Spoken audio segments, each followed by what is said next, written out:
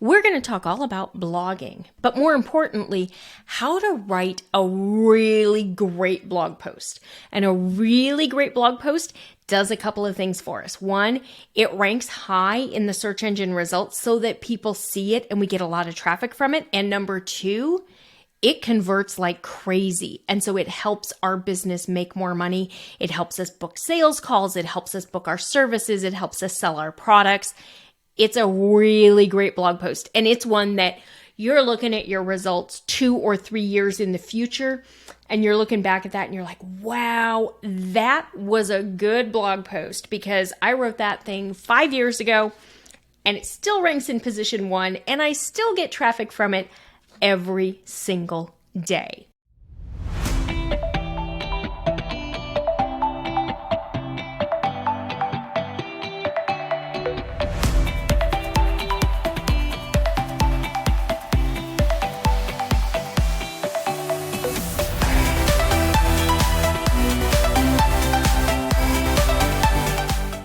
So let's jump right in and talk about what makes a great blog post, because a great blog post is going to change things for your business.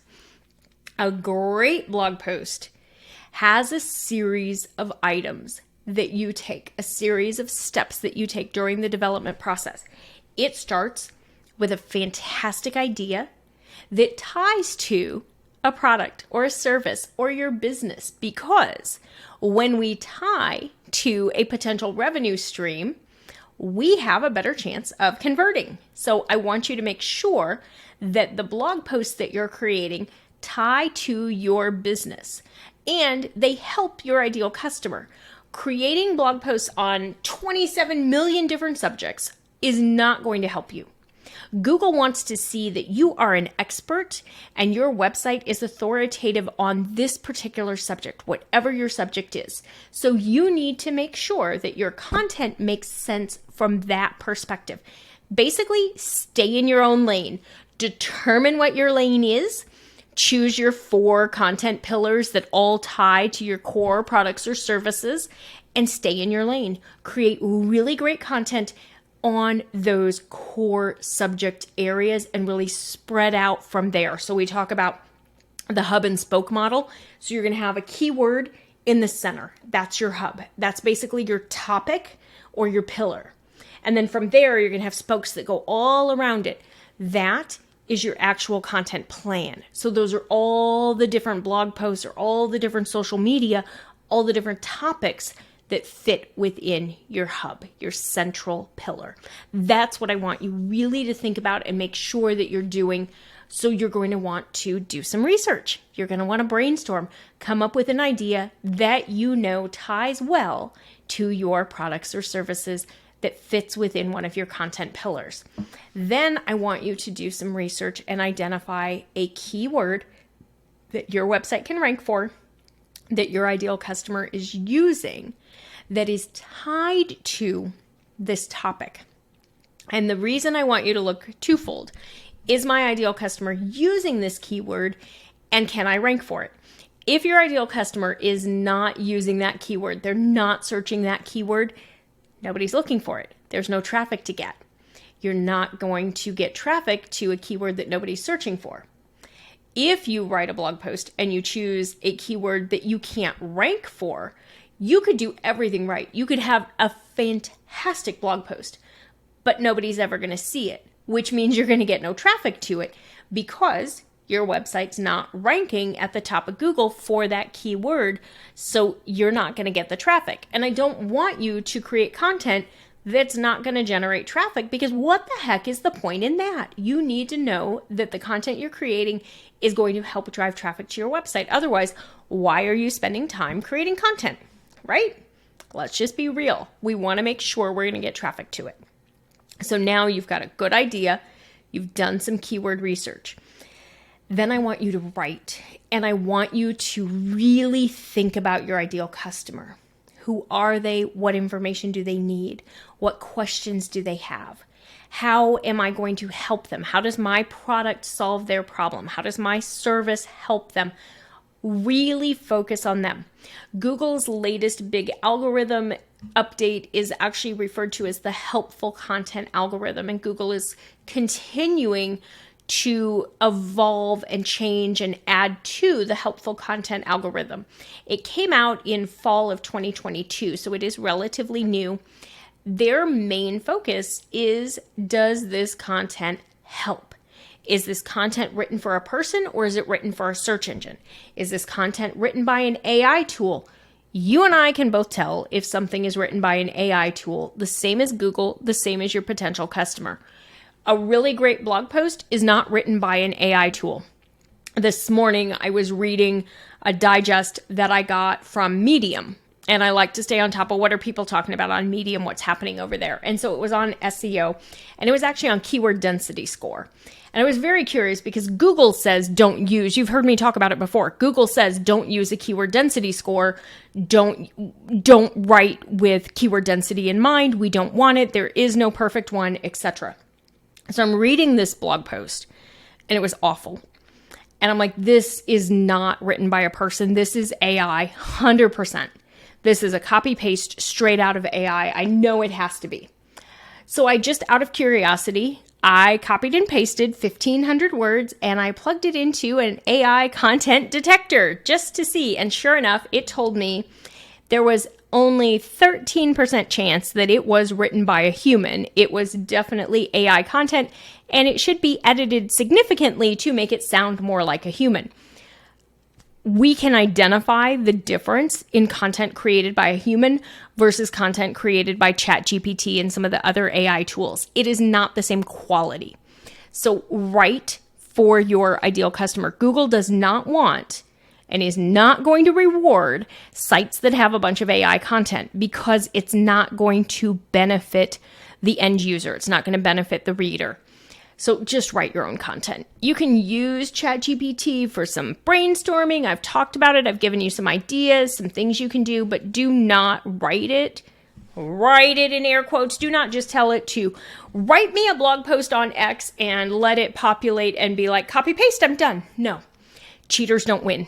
In SEO, cheaters haven't won in over a decade. Google's not going to let them start winning now. We've had all sorts of algorithm updates over the last 12 to 15 years to address cheater tactics, things that worked at one point that no longer work. Google does not reward easy answers. Google does not reward buying links. They do not reward AI content. They do not reward content that is only created to rank. They're really, really, really focused on great content. I remember being at SMX East, Search Marketing Expo East in Manhattan in the fall of probably 2012. And they were maybe 2013. So at least a decade ago. And the whole push and the whole focus back then was hire someone with a journalism degree. Hire someone with communications background. They can learn the SEO side of it. Hire a journalist to figure out how to really create great content for you. I was ahead of my time, you guys. So make sure you're focusing on great content. At that time in 2012, my journalism degree was suddenly super in demand, and it was something that everybody wanted.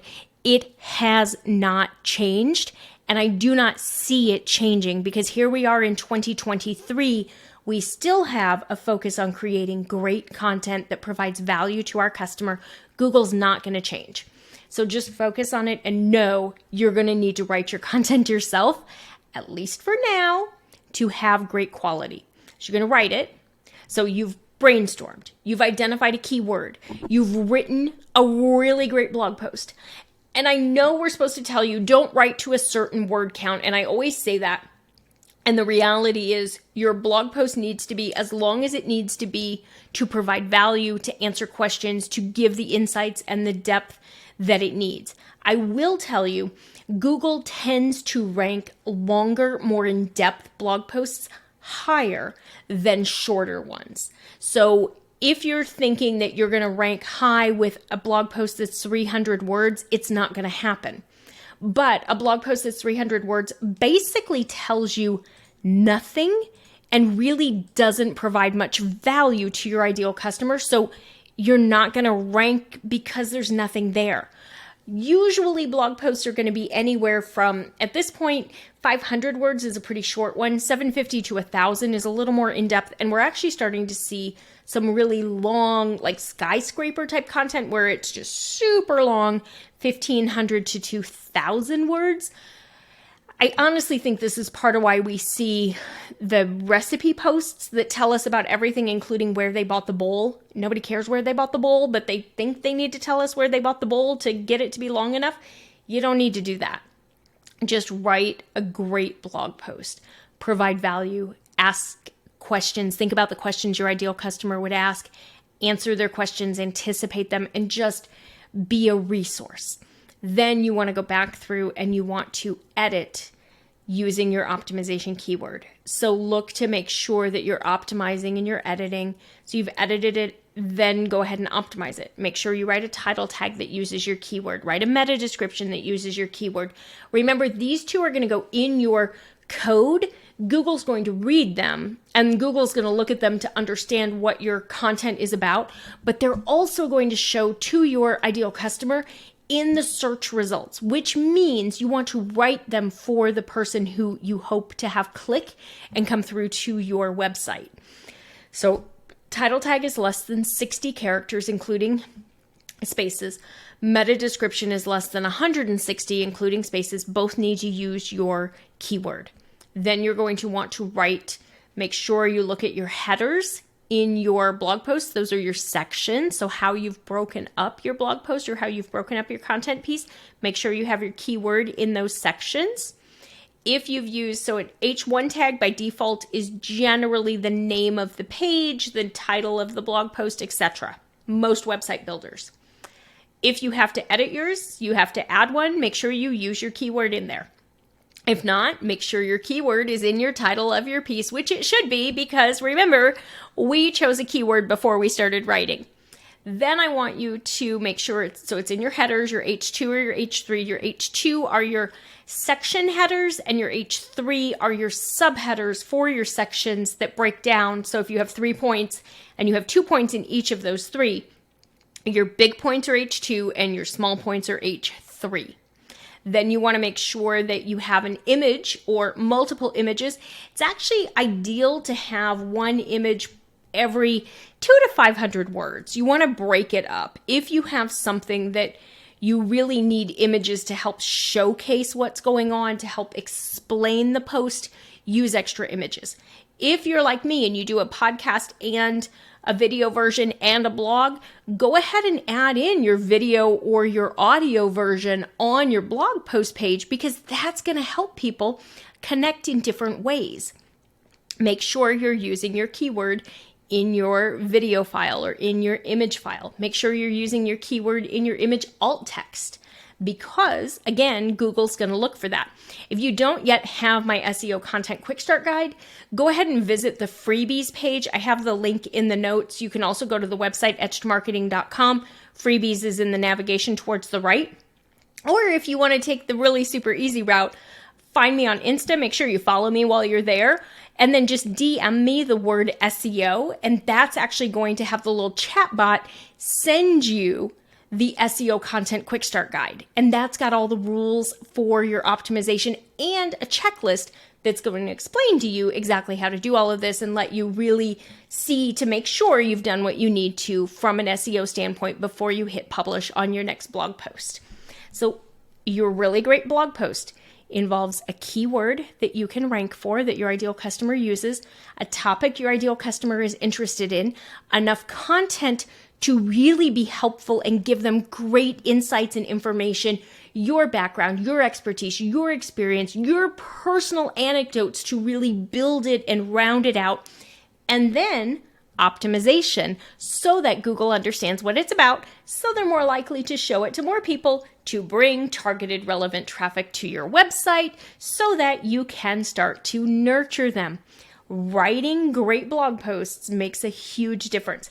If you need help with tips on how to write your blog post to make it easier, I just did an episode on how my content production hacks. Make sure you go back and listen to that one, because that's going to walk you through how to choose the right, like how to write content in a faster way by batching it. And I walk you through my whole process. If you're not sure how to choose the right keyword, listen to the episode, Everything You Know About SEO Keywords is Wrong, and Here's What to Do Instead, because that's going to walk you through the most common mistakes that people make and how to correct them so that you get results. The whole point of this is to get results. There's no point in creating content that doesn't get seen. And if you create content without doing search engine optimization on it, nobody's going to find it. And if you do search engine optimization without on a site that doesn't have good content, people aren't going to stay. They're not going to engage. They're not going to come back. And eventually, Google's not going to rank you because Google knows whether or not people are engaging with your content. So if you want to win with Google and you want to get organic traffic to your website, you have to use both SEO and content marketing. You need both of them together, kind of like peanut butter and jelly. If you have any questions, you know how to find me at Etched Marketing Academy on Insta. Just DM me and let's chat. Thanks for being here. I'll see you next week.